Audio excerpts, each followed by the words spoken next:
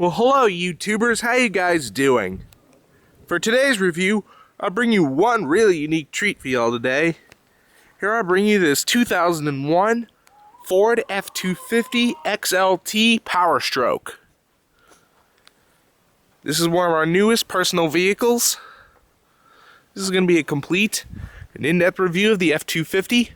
We'll start the engine, show it off, go over some of the performance specifications, and we'll show you a bunch of the unique and interesting aspects on the overall interior as well as the exterior. Starting off with the exterior, one thing I would like to point out, 2001 is the third actual year for the Super Duty series. But anyway, this truck has been given a 4-inch lift kit. Got a custom heavy-duty front bumper and brush guard. Little hitch hookup on the front.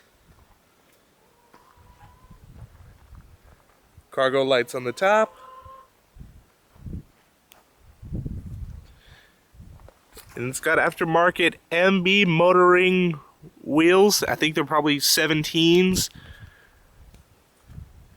Wrapped in amazing all-terrain BF Goodrich tires. Really amazing. Do have decent amount of tread left on them that might need to be replaced one day. You have custom running boards on the side. Believe me, this truck is so high you need another set of running boards just to get in. This does have the towing mirrors. They are extendable, but they are manual extend. Just pull them out to extend them and push them back in. And this is, like I said, this is the Powerstroke diesel model. This is a standard bed truck. You can buy a long bed for these. It is a 4-wheel drive package. Custom rear bumper with a towing package. And this does the old redneck style tailgate. There's a little cable down here, you pull it, and it opens the tailgate. It's got a really nice bed liner in it. Got a gooseneck trailer hitch right here. Toolbox right up here. Nice bed rails on the side. Oh, right here is actually the original engine decals that I'm going to put on later. Gas shocks aren't really the best, so... Also, the tailgate's kind of hard to shut, too.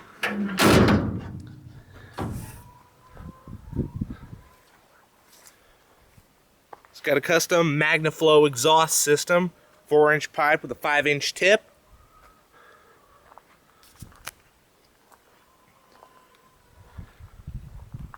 Overall, this truck looks amazing. Now we'll go ahead and go on the interior of this truck. And it does have a Viper alarm system, but the remote isn't working, so they probably got the alarm disabled. So, anyway, you do have to get in the old school way. Now there are a few bit of imperfections wrong with this truck, most of them being electronic. The first one is when you open the door, the dinger goes off and you can't turn it off. That's not a big deal to me. One thing to note, the headlights are not on, and I got the key right here and it's not in the ignition. It's just a bad fuse. You have all your power controls right here, your power windows, window locks, power door locks, and power mirrors. Alright, now we'll go ahead and hoist ourselves up here.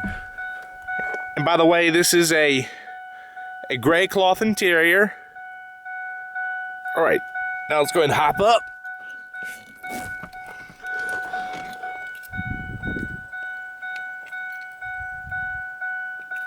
Overall, this truck is really nice. Now we'll go ahead and start the engine.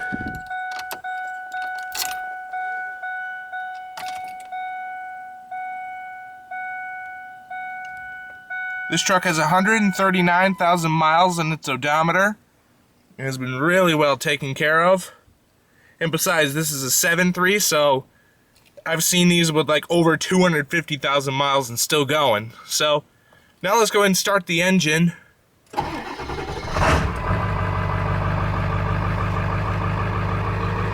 Amazing. Gotta love the sound of that 7.3. It's got a vinyl wrapped steering wheel. Nice and tight power assisted steering. Does feel a little bit spring loaded, but that's typical for a 4-wheel drive heavy duty truck. It's got a 4-speed automatic transmission with overdrive selected by the button on the shifter stalk and low gear selection. Also, a 5-speed manual transmission is available for these trucks. Alright, now let's go ahead and turn on the lights, fog lights, and the hazards. The driver's side window is automatic down. Alright, now let's go ahead and check out the exterior.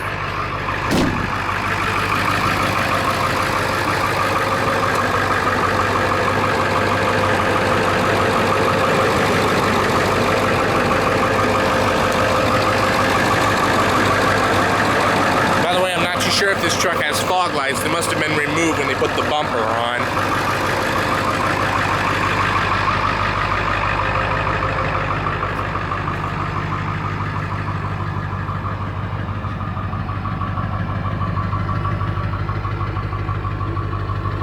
I can give you a sound of the exhaust.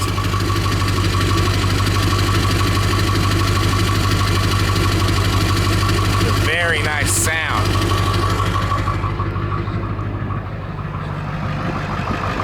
Alright, now let's go ahead and hop back in, shut off the lights and hazards, and now we'll pop the hood and show the engine.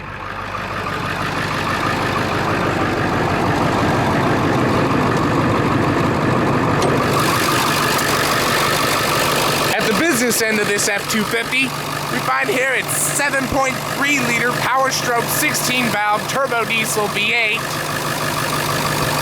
These are amazingly bulletproof engines. This one has been fitted with a K&N cold air intake on the side. But anyway, these trucks run amazing. They're amazingly powerful. Like I said, I've seen some of these with high mileage and yet they still run this good. So, anyway, now let's go ahead and shut the hood.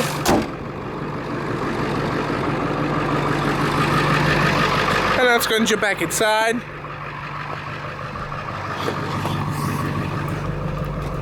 Now we'll go ahead and see how it sounds.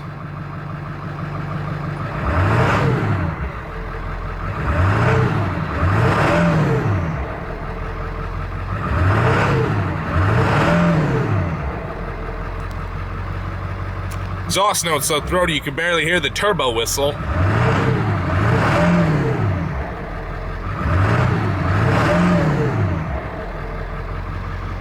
Beautiful sounding engine. Your parking brake's located right down here. Just press to set. And the indicator, I don't know, it doesn't seem to show up in the dash, but anyway, it is on. Just pull to release it. Just pull this lever right here. All right, now let's go ahead and shut the door. Roll up the window. Let's go ahead and get the AC going. But anyway, now let's go ahead and check the sound system. This does have an aftermarket Kenwood CD player. Little storage pocket down here. Your power and source control right here. Your return and search controls. Band. Of course, there's your volume. CD deck up here. The eject button right here. It does have a USB port right here. Also an auxiliary cable right here for iPods or MP3 players. Preset stations down here. Your seek. And your display right here. Hey y'all, this is Thomas Shred and KJ97. Right here is your climate controls. Fan speed. Temperature. And your different zones. 4-wheel drive controls right here. We're going to show you those operating. 4-wheel drive high. There's the indicator show right there. 4-wheel low.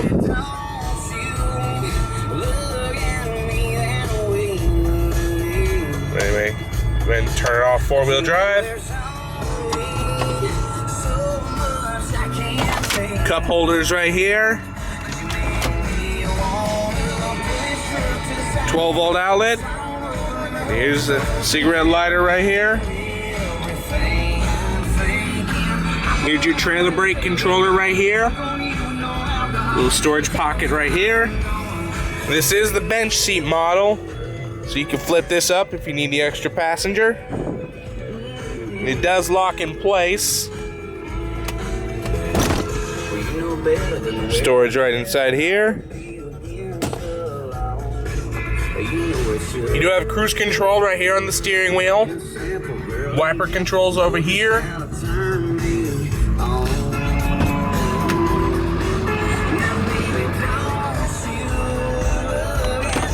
Glove box.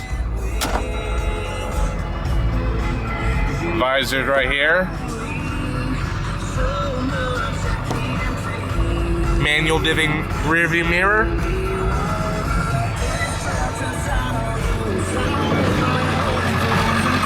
This one does have a manual adjusting seat.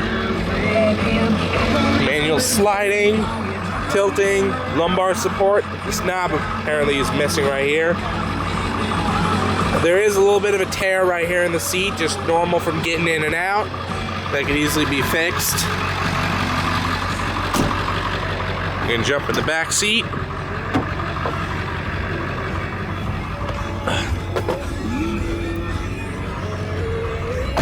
We do have a pretty good amount of room back here.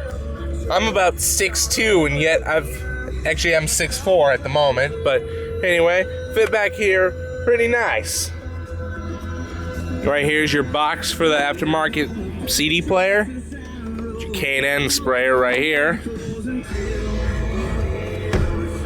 Armrest right here. Ashtray on the side.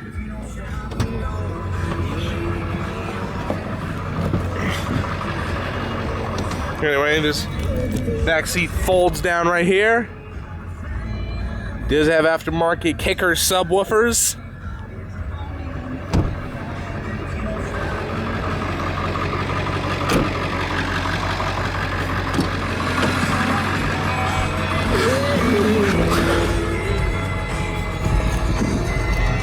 But anyway, you just gotta love it. Go ahead and shut it down here.